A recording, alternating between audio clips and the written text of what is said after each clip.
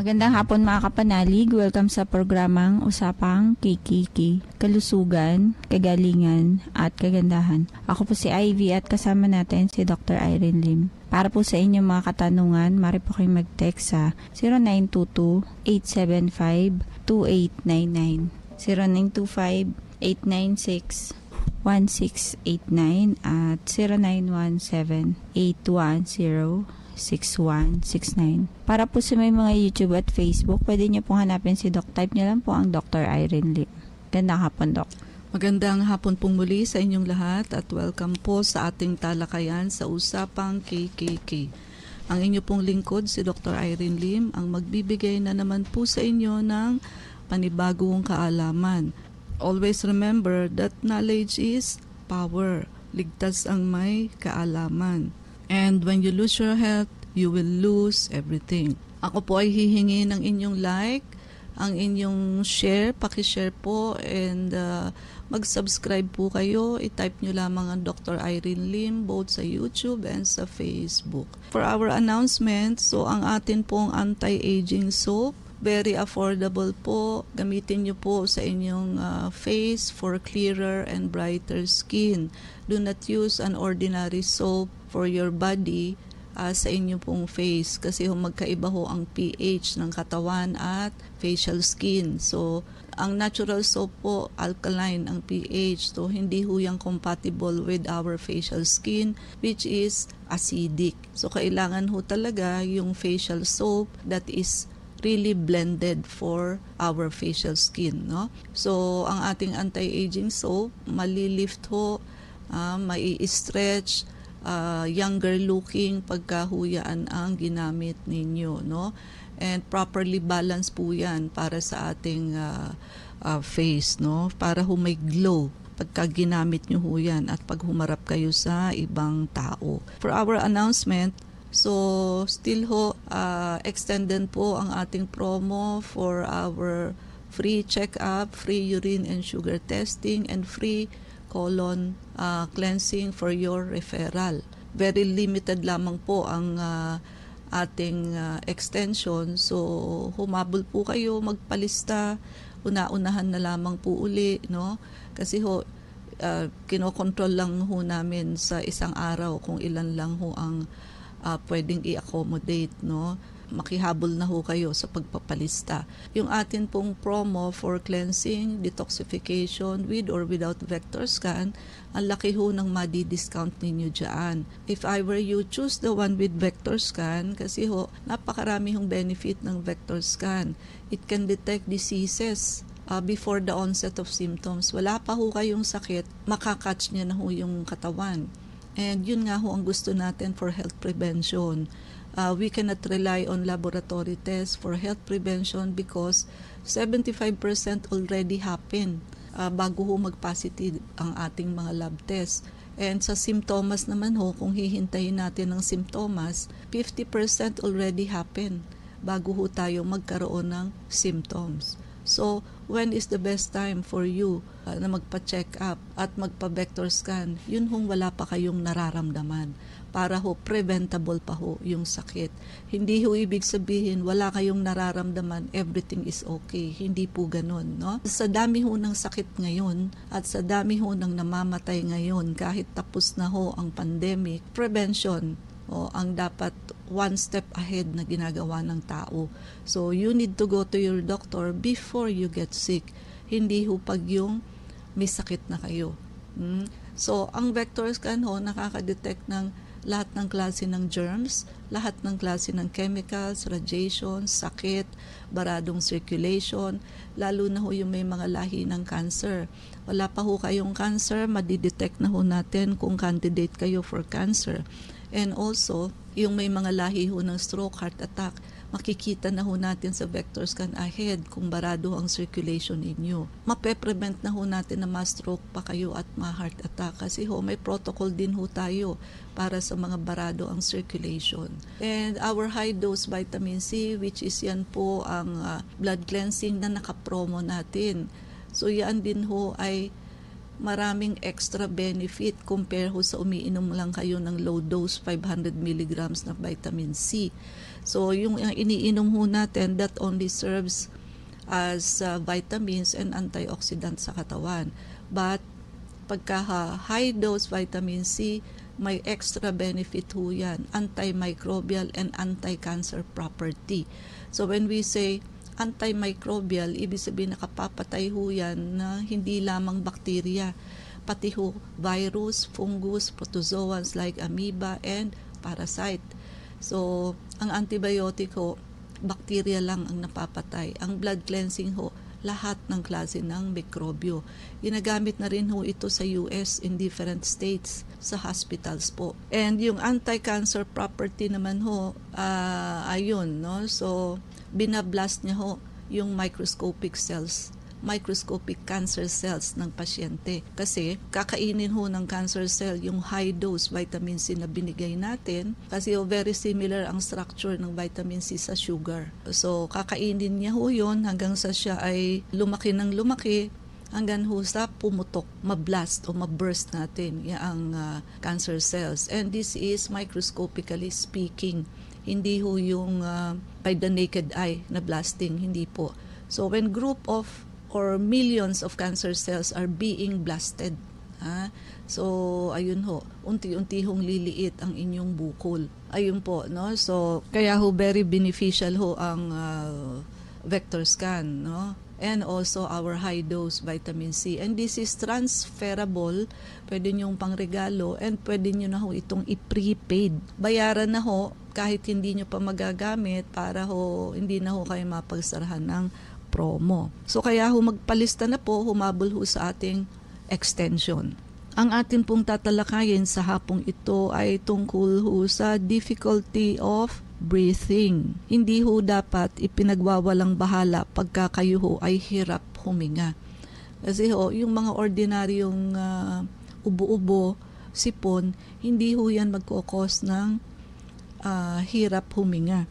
So, ibig sabihin ho, pagka medyo difficulty breathing ang problema, medyo seryoso ho ang problema natin. Difficulty breathing can stem from various causes such as pneumonia or bronchitis. Pwede rin hong asthma, pwede rin hong COPD like emphysema, pwede rin hong severe allergies like anaphylactic shock. Hindi ho biro yan, deadly yan. No? And those with anxiety, yung may mga sakit sa puso, or yan, even ho COVID-19, kailangan ho talaga nagpapa-check up sa doktor, no? Siyempre ho sa mga respiratory infection like sa pneumonia ho, community acquired pneumonia, ayan ho, may simptomas. Kasama ho dyan ang hirap huminga, lagnat, ubo, panghihina, walang ganang kumain, while ang problema ho yung walking pneumonia. Walang halos symptoms, at kung may symptoms man ho, very very mild, na hindi nyo ho iisipin na may pulmonya na pala kayo. And bronchitis, medyo hirap din hong huminga yan. So do not be very lax, because you know na meron ho kayong bronchitis. One step forward lang ho yan. Pag nalaglag ho yan, pulmonya na po yan. Pag nadiretso ho yan from the trachea, bronchi, bronchioles, maliliit na bronchi. Ang susunod po dyan, alveoli na or air sacs, lung tissue na ho. So paano nyo sasabihin na bronchitis lang kayo? Yung mga germs, so pag nalaglag doon sa alveoli or sacs, pneumonia na po kayo. So dapat to naiintindihan nyo yung anatomy. How close pneumonia is to bronchitis. Kasi akala ng iba pag sinabing bronchitis lang, okay lang na meron kayo niyan, no? Asthma, ayan ho, inflammation and narrowing ng airway. Nagko-constrict ho yung airway. Isa ho sa root cause ng asthma is what? Parasitism. Because of, ayan, hindi ho ito masyadong alam sa conventional medicine na ang asthma ho, behind asthma is eggs of ascaris in the lungs mismo. Yung eggs of ascaris or parasite, nakakakos ho yan ng irritation sa lungs. That's why nagkakos ho yan ng bronchoconstriction So sisikip ho, magko-contract yung ating airway. Therefore, nagnanarrow yung daanan ng hangin, mahirap hong huminga. And what we give is just control and suppression, which is steroid and bronchodilator, yung mga salbutamol ho and budesonide. But that is just control and suppression. Pagbagsak ho ng gamot, may hika kayo uli. Hanggat hindi nyo ho tinatanggal yung eggs ng parasite sa lungs and kill the mother parasite in the digestive system, habang buhay ho kayong may hika. Paano ho? Bakit hindi ho ina-address yan? Kasi nga ho, hindi alam ng mga doktor at ng siyensya na ang asthma ho, there is parasitism behind. Specifically, Ascaris, which is roundworm and one of the most common parasite of people. And COPD, so includes emphysema. Usually ho, due to long-term exposure sa irritants like smoking. Ibig sabihin ho, hindi na expandable yung lungs ninyo. Hindi na ho na-i-stretch. Kasi ho, nasira na. Ang kadalasan ho, irritants and smoking, yung mga chain smoker. Kaya ho, ang hinga ng may emphysema, very shallow and maiikli. So, para hong singhap-singhap lamang ang paghinga. Allergies. So, ang nagkakaroon ho ng respiratory problem o difficulty of breathing, yung severe kind of allergy which is anaphylactic shock. So, yun ho bang halimbawa, pagkainom nyo ng antibiotic or pain reliever, bigla na lamang hong nag-numb yung pakiramdam ninyo, then para hong naninikip yung throat ninyo, paghinga. So, delikado po yan. Fatal po yan. Kailangan i-rush nyo agad sa emergency room ang pasyente because pwede hong patayin ang pasyente in just few minutes. Kasi ho, ibig sabihin, anaphylactic shock ang nangyari sa pasyente. Hindi ho yan katulad ng ordinaryong allergy lamang na mamamantal ka, mild lang po yan. But anaphylactic shock is a systemic, severe kind of allergy. So, kailangan ho yan naaagapan ng epinephrine. And isa nga rin ho yan sa danger sa paglalagay ng bakuna. So, syempre ho, lagay lang ng lagay ng vaccine. Hindi ho alam sa dami ng tao kung sino dyan ang may anaphylactic shock. Dapat to, yung mga vaccination site na yan, dapat may antabay hong epinephrine. Yan ho ang makaliligtas sa taong nag-anaphylactic shock. Hindi nyo ho makukuha basta-basta sa antihistamine lamang o anti-allergy lamang ang nag-anaphylactic shock. O sino ba naman ho ang may bit-bit ng epinephrine? Usually ho, hindi rin alam ng ibang tao yan. Wala ho, kawawa ang nag-anaphylactic shock pag di po naagapan yan sa ospital. Talaga hong ikamamatay ng pasyente yan, no? At yung may mga sakit sa puso, lalo na ho yung may mga heart failure. So, yung sira na ho ang heart muscle. Pati na rin ho yung may mga barado ang puso, yung may coronary artery disease. So, iyan ho, mga hirap hong huminga yan. It affects breathing.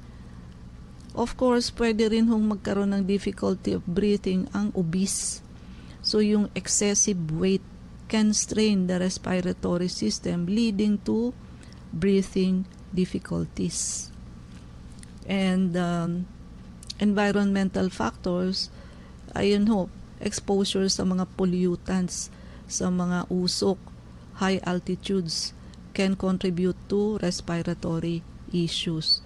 And yung mga pasyente hong may anxiety disorder, stress and anxiety can result in what? Shortness of breath due to nagkakaroon ho kasi ng rapid breathing or hyperventilation. Symptoms, pay attention to accompanying symptoms like yung hirap bang humanga ay kasama ang pag-ubo, kasama ba ang halak, kasama ho ba ang chest pain, kasama ho ba ang panghihina, bluish lips, ayan, ibig sabihin cyanotic na ang pasyente, pati nail beds. Ito ho mas nangyayari ito sa may emphysema and hika o asthma. So, chest pain ho, kadalasan nangyayari yan sa may problema sa puso. Coughing, kadalasan ho sa may pulmonya and bronchitis.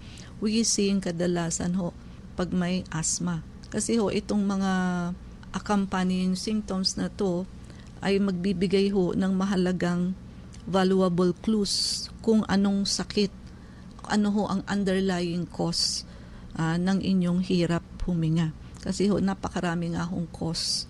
Onset, kailangan din ho ino-note kailan nangyayari yung hirap huminga. Whether it occurred suddenly, bigla ho ba, or gradually. No? O yun hong walking pneumonia, ayan, tricky ho yan. Okay kayo ngayon, bukas ho, sudden, abrupt onset, hirap na kayong huminga at pang-emergency room ho kayo. No? Or gradual. So, ayan, hindi bali na ho pag gradual, makakakilos ka pa kung anong dapat gawin.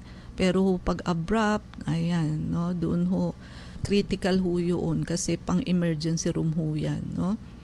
Triggers. So, dapat ho, na-identify ninyo ano yung kadalasang kasama ng difficulty of breathing na nakaka-trigger sa pasyente, na nakaka-worsen ng situation. Kasi ho, this can aid in pinpointing potential causes. Dahil sabi nga natin, marami nga ang cause ang difficulty of breathing. Pay also attention sa medical history ng pasyente. Kailangan po i-inform ang doktor about mga pre-existing condition, allergies, yung mga recent illnesses. So, kasi itong mga factors na to can influence your respiratory health. Medication, kailangan ho alam ang mga iniinom na gamot, yung mga over-the-counter na synthetic medicines, and also herbal supplements. Katulad ho ng yung mga luyang dilaw, no? So, akala ng pasyente anti-inflammatory lang. Di nila alam na may blood thinning effect yan. Na pag nasabay ho sa mga aspirin and clopidogrel na synthetic medication na iniinom nila, hindi ho nila alam na doble na. Nadodoble ho yung blood thinning effect. And they do not know that it might cause bleeding. So, importante ho na ipaalam nyo sa doktor kahit na ho herbal supplements na iniinom ninyo. Sa lifestyle also, kailangan ho, alam din natin ang lifestyle ng pasyente. Smoker ba yan? Alcoholic drinker ba yan? May occupational exposure ba yan? That might contribute sa kanyang respiratory condition. Siyempre ho, ang smoker, very high risk sa ganyan. Kasi nga ho, tobacco smoke is a major risk for respiratory conditions. Kasama ho dyan ang chronic bronchitis, emphysema, and even lung cancer. Yung pagkakaroon nga ho ng prolonged exposure sa air pollutants, yung mga industrial chemicals or yung mga second-hand smoke, nakaka-increase ho yan ng risk of respiratory problem. So, yan hong ganyan sa environmental exposure, gradual ho yan, hindi ho abrupt. Unti-unti, pag naipon na ho yung mga irritants na yan sa ating lungs, doon na ho sisingilin ang pasyente ng hirap huminga. Certain occupational hazard, including yung mga alikabok, chemicals, pintura, thinner, fumes may pose a risk sa respiratory health. Sa edad ho, infants and elderly individuals, and yung may mga weak immune system ang mas susceptible. Family history, so yung may mga history ho ng hika, COPD, syempre ho, mas high risk sila. And yung may mga history of course ng allergy, so, ayun. Minsan ho, mana-mana din yan. And yung may mga history ng heart condition, malaki ho ang impact niyan sa lung function, contributing to difficulty of breathing. Siyempre ho, pag hirap huminga, di ho ba, ang consideration natin dalawa, sa lungs or sa heart. So, you need to differentiate saan nanggagaling, sa lungs ba o sa heart, o pwede rin hong both. No? So, sa kaso ho ng pneumonia, pagka ho yung malala na at bagsak ng oxygen, heart and lungs na po. So, Sa simula ho ng pneumonia, lungs pa lamang, baga.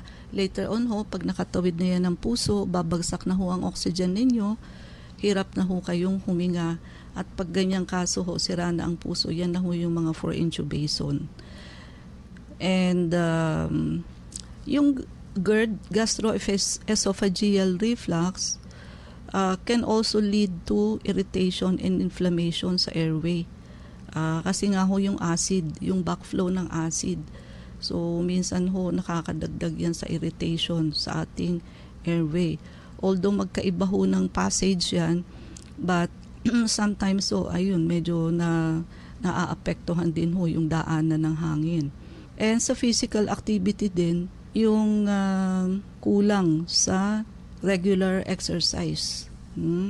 So, nakakahina ho yan ng respiratory muscles.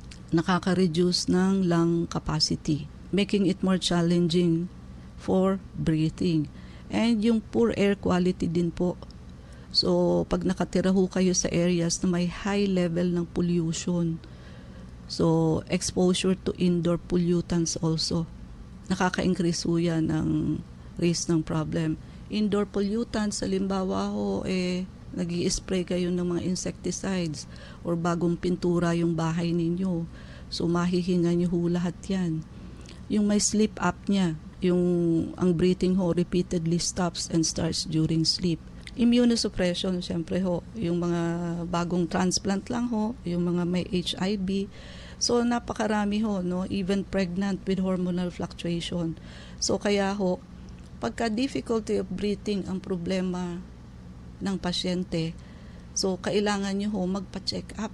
Hindi nyo ho pwede yung i-self-medicate because para ho kayo magkaroon ng difficulty of breathing, yung sakit ho ng pasyente medyo severe na kailangan po yan ng attention ng doktor.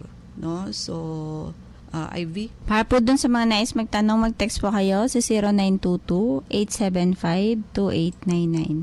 Dok, tanong ni 9488, may high blood at gallbladder stone, 0.8 cm at minamanas ang dalawang binti. Ano pong marekomenda nyo pong gamot para sa manas? Okay, so hindi ko kayo pwedeng maresetahan ng pang-high blood nang hindi ko kayo na-check up. No? So, yung manas niya ho, posible hong due to uncontrolled hypertension nga po yan. Kailangan ko siyang ma-check up para mabigyan ng anti-hypertensive. Plus, yung gallstone po niya, kaya po yan kahit 0.8 cm. May pasyente na ho kaming ganan na for operation. But, nakuha ho sa detoxification program. So, yung detox program ho natin, maa-address po niyan yung gallstone. But wag niyo na hong hintayin na sumakit pa yung gallstone kasi yung danger ho na pumutok o mag-burst o mag-rupture yung gallstone. So, as soon as possible, dalhin nyo na ho sa clinic para mailista ng check-up. So, walang tayo oras. Mangyari po lamang na kayo magpalista kung kayo magpapacheck up. So, Unit 1101, Clinica Medica 101, Centuria Medical Makati, Salamanca Street, Corner, Kalayaan Avenue, Makati City. So, ang landmark po natin is along Makati Avenue, yung corner General Luna Street. And everyday bukas ang clinic, pati na rin Saturday and Sunday, and even holidays. Kailangan lamang ho magpalista kayo ahead. Ang mga numero IB. Pwede po kayong tumawag sa 546-9412,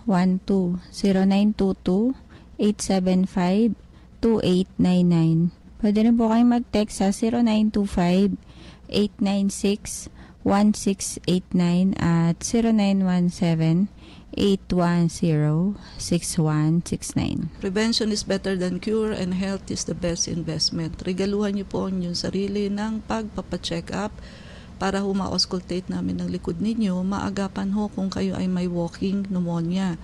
And sabayan nyo na ho ng pagpapa-Brechter scan, detoxification and blood cleansing program kasi yan hong dalawang procedure na yan ang mag-a-address sa root cause ng halos lahat ng sakit. Humabol na ho kayo sa aming extension ng promo. We have extended this because of your request na ma-extend po ang ating promo. So, libre pa rin ho ang check-up.